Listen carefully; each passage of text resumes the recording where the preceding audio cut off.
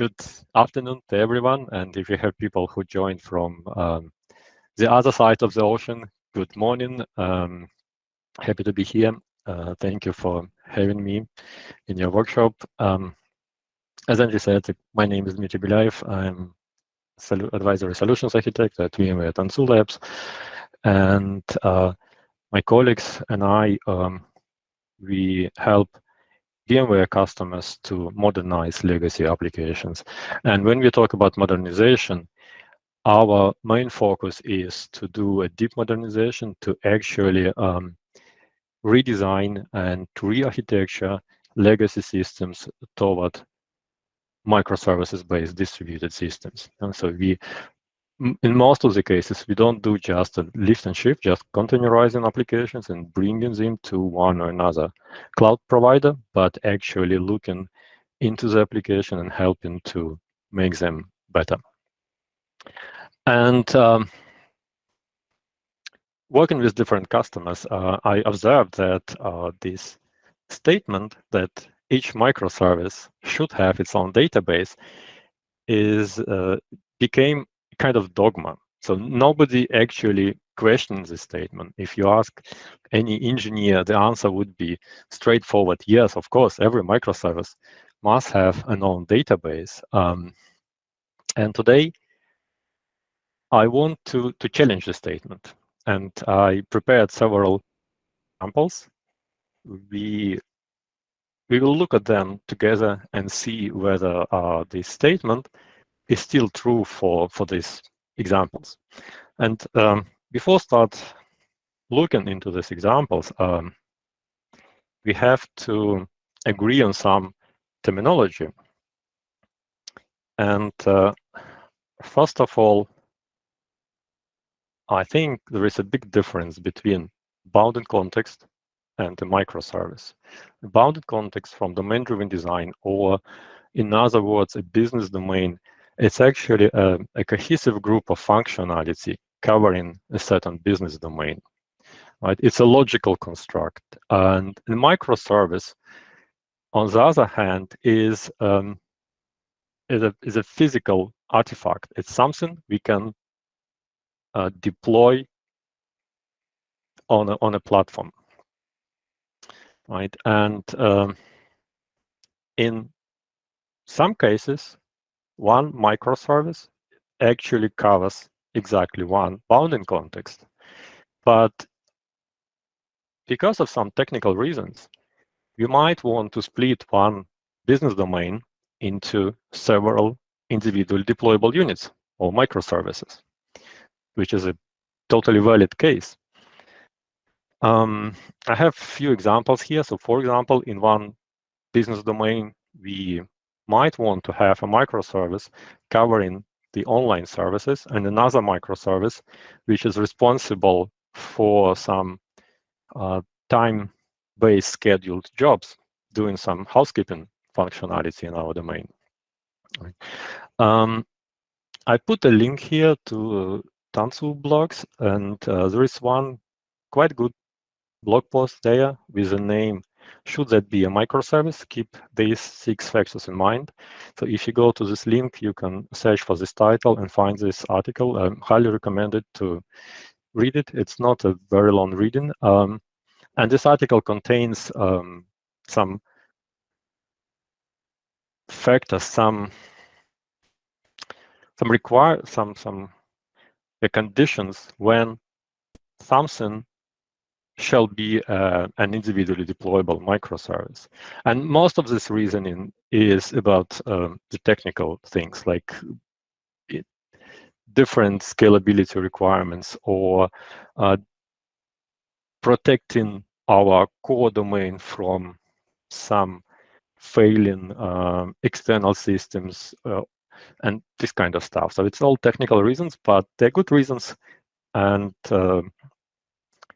based on them, we might want to actually split one business domain into several deployable units.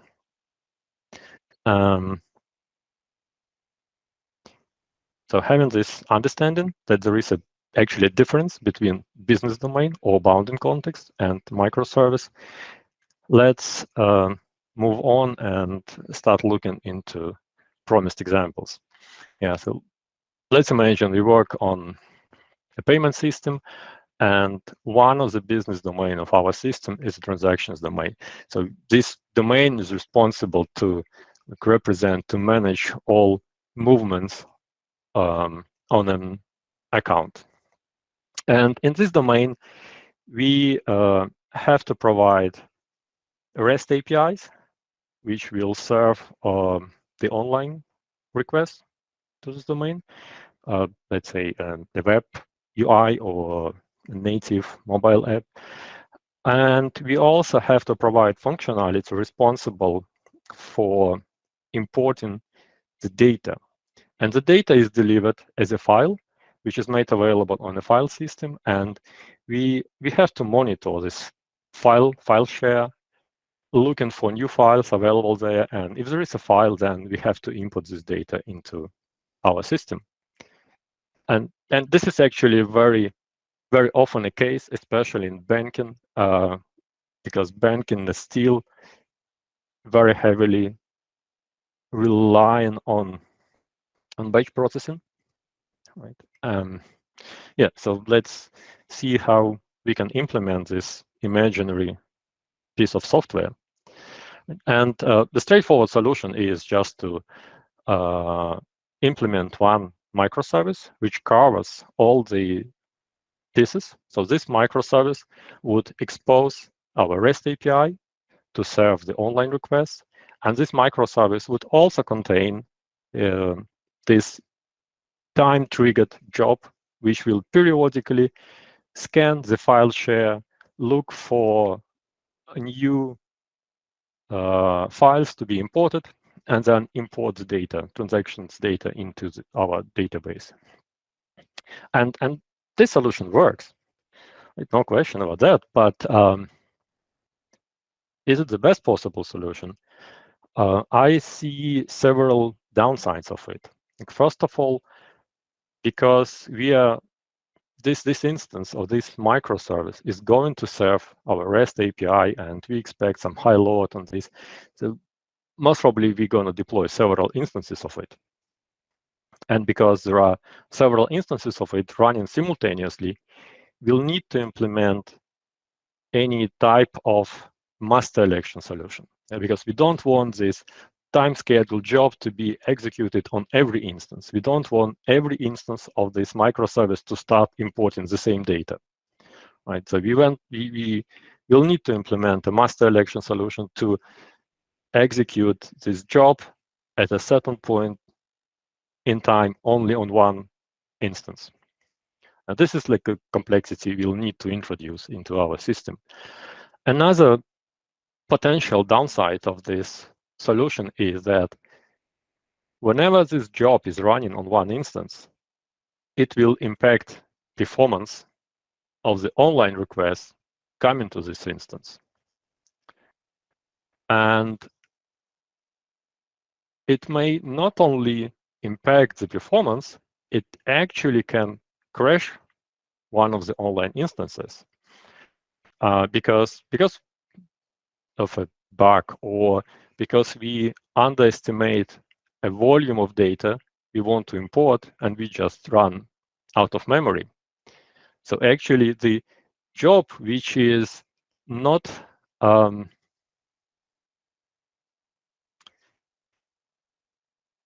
which may run also later on, which is not serving our online request, which doesn't affect the availability of our application, can actually impact the availability of our online services if we put this all functionality together. So in my opinion, it's better to split it into two microservices. One microservice which is responsible to serve the online requests, and another microservice which is responsible to do the data import. And then it will look like this. So we have the online services microservice, and we have a job microservice. And if we follow the statement, which we mentioned before, that each microservice should have its own database, then we'll end up with something like that. And I think everybody on this call would say, hey, this is a ridiculous solution. Nobody wants it, right? Nobody wants to start synchronizing data between these two databases. And of course, it's completely true. We don't need the second database. So just one database is needed. And we can use the REST API provided by the first microservice to actually get the data into the system. And then the whole validation procedure, the whole validation will be applied on the data which is coming to the system. Maybe some business logic will be applied on the data which is coming into the system. And the solution will look like this. And so what I wanted to show with that is that actually the database is a property of a business domain, not of a microservice. If, because of any reason, we decide to split one business domain into several microservices, these microservices should share the same database, because naturally they are operating on the same data. They belong to the same business domain. They operate on the same data. Just one database is needed for one business domain.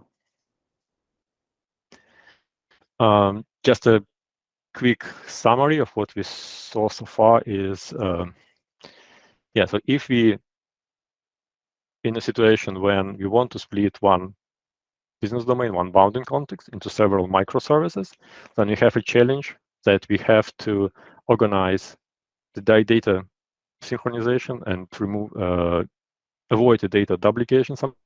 And the solution is pretty simple. It should be a shared database, because the database belongs, in my opinion, belongs to a business domain and not to a microservice. And saying that, let's have a look at another example, which is a bit more elaborate than the first one. And this is actually a real-life example from one of the systems I worked on. It's a logistic system, and the system was responsible for some forecasting of container movements. And the idea was that, knowing the historical data, if a container A comes to a location B, in what time and in what location the company will receive this container as an empty container back. Right? So knowing the history of all the container movements, we could build the statistical model which helped us to predict, with a certain probability, of course, when a full container which we deliver to a customer will be returned to us as an empty, and at what location. Right? And the whole this forecast calculation was based on this statistical model, and the calculation of the statistical model was running nightly. And for this calculation, like, the whole history data of the past year was read, and the model was calculated. So a lot of data was read, and a lot of the calculation was performed to prepare the models. And then when online requests were coming, asking for the forecast, then the forecast was calculated on the fly based on the statistical model, which was calculated nightly. And calculation of the statistical model is really a heavy procedure, which was performed nightly. Right? And this is just a short, very brief overview of part of the system. And if you follow the same approach which we followed in the example before, so we have our online API, which is responsible to serve the online request, and we have our job microservice, which relies on the online API to to get the data from the database and to push the data to the database after the calculations of all these models, then we have the solution, which is not really optimal because we have to move a huge amount of data from the database to the online API, and then from online API instance to our job instance. And then we also move the calculated models, which is not a big data. We still have to move them back to the online API and then push them down to the database. So this moving data through one additional hop is not really optimal solution. Also, a problem with the solution is that the whole algorithm is a kind of split in two pieces now. The retrieving of the data is in the online API, then the calculation itself is in the job instance, and then pushing data back to the persistent data is again in the online API instance. So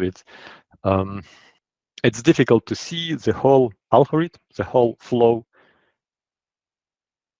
from the first glance because it's split it into two pieces, right? And if we agree that a database is actually a property of a business domain, then I would say, let's do this. Let's go to this database directly from every microservice we have in this business domain. That would simplify the solution. You don't need to go through the REST API for everything this job needs. But if you go for this solution, we have another challenge. How can we avoid code duplication? Because if we want to implement this solution, we will need to access the same tables, actually. The job will write the statistical models back to the database, and the online API instances will need to read this same data from the same tables to do the forecast calculation on the fly. Right. So the data access layer, at least the data access layer in this case, is the same and needs to be duplicated. In some other cases, you might see the situation when even some business logic needs to be duplicated. And as we all know, this is one of the sin to introduce a code duplication. And in my opinion, the solution for that is pretty simple. Let's put everything into one repository. Let's put all the code, all microservices belonging to one business domain into one mono repo. With that, we can reuse the same code. It will be deployed 2 times. At the runtime, we'll have the same code deployed twice in different microservices, but in the repository, this is just one place where this code is stored. Right. And there is another very good resource, this app Continuum. And the whole idea of app Continuum is to help people who are starting a new development, a greenfield development, to move fast. Yeah, because in this situation, when we are in this greenfield development situation, often we don't know the boundaries of our domains very well. The boundaries are moving. So the idea of the app continuum is that, hey, let's put everything we have in one mono repository at the beginning. And this mono repository helps us then to move fast. But we don't want to have mass in this mono repository. We want to have a well-structured mono repository. And these people behind App Continuum, propose the following structure, as you can see on the left-hand side, that they propose to have application directory. And sorry, I forgot to say that the whole idea is based on the multi-module, maybe an Gradle build. Yeah, and there is an application directory, and in the subdirectories, there are modules which will be resulted in different deployable applications. There is a components directory, and below components directory, there are modules containing business components and some technical components with technical utilities, so support components. And there is also a directory for the database migration scripts. And these business components or technical and also technical components, they can be included into multiple applications. So effectively, they just libraries, but without a heavy release cycle. You don't need to release this library and then update a version in your main application and so on. You just change code in this mono repository. You build all your applications, deploy them. So this is a way to move fast. And this is the whole idea behind this app continuum, to being able to move fast if your boundaries are not well known. Yeah, and again, in the right bottom corner, I put a link to the app continuum website. It's also not very long reading. If you're interested, you can read. But concerning our case, when we have a bounding context, which we split into multiple microservices, this structure is actually a very good fit. So in our case, we can have the mono repository containing all the microservices. As you can see on the left-hand side, we can put our online app and data feed app into different applications. And then we have also components, and components can be shared between different applications. And that would be the way to not to duplicate the code, but to share the same code between different microservices from the same business domain. And on the right-hand side, I just listed some indication what kind of artifacts can go into different modules in the applications module and components if we are building a Spring Boot-based application. But as I said, it's just an indication, because like in here we see the Spring MVC controllers are going to applications, but I worked on some applications, applications where we actually put controllers into components, and we had only really Spring Boot application class and some application configuration in applications modules, and the rest was in the business in the components. So it's really up to you, and depends on many circumstances where to put what. But this is the main idea. Yeah, so you want to split business domain into multiple microservices. Let's create one mono repository for this business domain and produce multiple deployable units, multiple microservices based on this mono repository, and utilize the components to share the business logic. Here, just a quick summary. What I see as pros and cons of using monorepo for the whole bounding context. This actually means that it's just one database for this bounded context, and shared database means there is no data synchronization. And I think we all agree that database is a property of a bounding context. There is no code duplication, because it's effectively, this is just a shared library. These components are shared libraries which are shared between microservices. And the components also provide a nice structure, clean structure. On the cons side, this monorepo actually means that all microservices from this bounding context, they're going to be built and deployed and released together.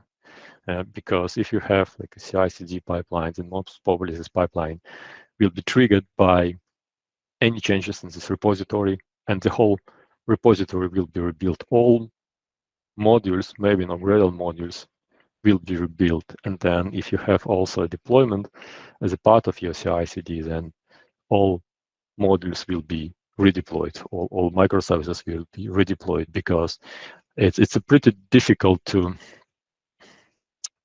recognize what microservices are actually affected by every particular change. So it's just much simpler just to deploy everything. And in the end, just a brief summary of everything I tried to discuss today. First of all, if you see a good reason to split one bounding context into several microservices, go for that. But as it must be a good reason, because having more and more moving parts actually add the complexity to your system. And database, in my opinion, belongs to a bounding context, not to a microservice. So this famous quote should be rewritten, that every bounding context should have its own database, not every microservice. If you're in situations when you have multiple microservices belonging to the same bounding context, then reusing a public API or using the online API to access the shared database, it's a preferable solution, in my opinion. But sometimes, as in the second example, it's not the best solution. It's not really a feasible solution. Then I'd say, don't be shy. Just go directly to the database. It's a database from this business domain, and all microservices from this business domain are allowed to use this database. And if you're in this situation, this app continuum project structure is your friend. It's really great structure to support this case, to have a clean structure and not to have code duplication. And that's actually all what I wanted to share today.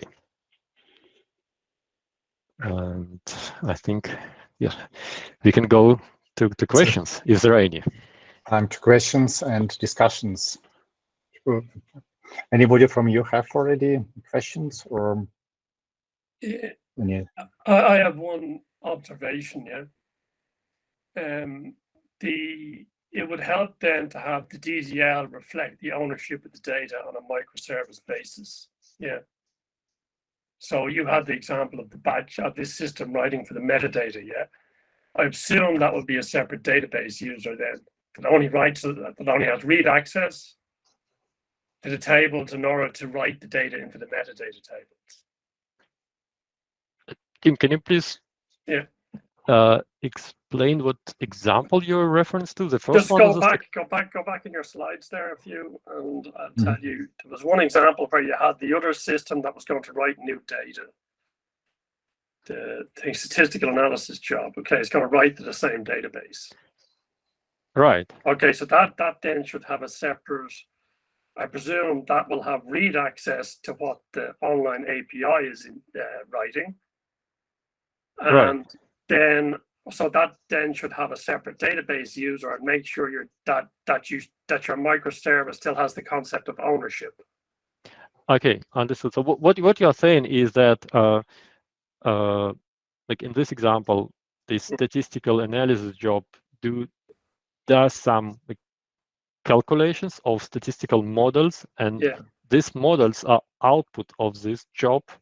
Yeah. And only this job is allowed to write data, and only this instance actually has the ownership of this data.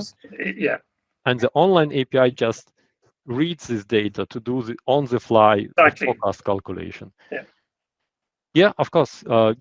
You still have this ownership, yes, Yeah. but these two microservices, they actually access the same table, one as to write data and another one to read data. Exactly. But that, yeah, I'm just saying that should be, it's a good idea to reflect that into your user setup on the database, and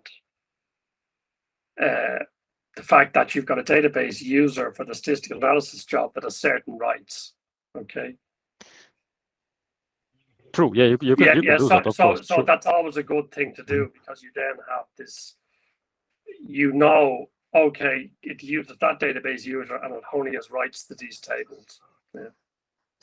Yeah. So it's definitely a cleaner solution than to use the same user with the full-blown rights. Yeah, a lot of people just grant all to everything, and it's meaningless then. To prevent accidentally corruption of the statistical data by online API, for example, and vice versa. Yeah. Exactly. Makes sense. Definitely. Thank you. I have one question also from real project. Dmitry, could you scroll up to the first, I think it was first slide with the service where the both service was composed together, the introduction even a bit earlier? This one. Yes, this one. You said that's one of the disadvantages of this architecture or design is that the time-triggered job could consume a lot of resources that could basically damage the REST API. Yeah? I agree with that, but from other side, it could happen. So I remember it happens in my e-commerce domain that they influence one to another through the database, because database has also limited resources. And imagine your time-triggered job has or should imported some 1,000 of the records in the short time, and they just load database in certain level that even the REST API, the online services, start to answer slowly. What is the solution in this case? Is it a good reason to split databases in this case, or there are some other ways to work around? Yeah, I think what you actually want to do in this case, you want to throttle somehow the throughput of request coming through the input, right? So again, I think this would be a better solution because you are in control in this transaction job, so you can somehow limit the number of threads, or so you can implement any type of throttling solution then in this transaction job if you know what is your database limit. But is it the throttling wouldn't work also for the first case, or if you again go back for the first slide? Yeah, is it the throttling wouldn't work in this case as well, then? It will, yeah. It will work, yes. You can still implement this as well, yeah. Okay, and another situation what I also can imagine if these two services let's assume that you use mono repository, but with the time you see that perhaps it's not only 2 but 3, and the microservices become complex enough, and it starts to be difficult to maintain and develop by a single team. Yeah. What do you suggest in this case? Do we somehow split them completely then, if more than one team involved in the implementation of this microservices, or should rethink our bounded context in this case? It really depends. There is no silver bullet solution for this. In some cases, maybe we should rethink the boundaries. And if you do this, actually, this structure, this app continuum based project structure, would help us, because if we are in this structure and we decide that Yeah, and this is probably not such a good example because we don't really want to extract the data feed application out of it. Because it's really, I don't like to work with the multiple teams with a single repository and single database. That could becomes a real organizational problem then. Yeah, if you split this bounded context in based on this technical split, you have this data feed application, which is responsible to import the data from whatever source you have. You want to extract this application and give it to another team. You kind of solve the problem that two teams are working with the same repository, but you introduce another problem that these teams should agree on many things organizationally, because they are working on the same business domain. They somehow process the same data. I would rather rethink the boundaries and maybe try to introduce another domain out of this one to make it smaller and have one team responsible for it, but not setting up two different teams for the same domain and just split this domain based on some technical, big decision. Microservices design. Okay. Yeah. So split on, so business-driven split instead, say technical-driven split. That would be my preference. Okay. And maybe one note about this monorepo approach.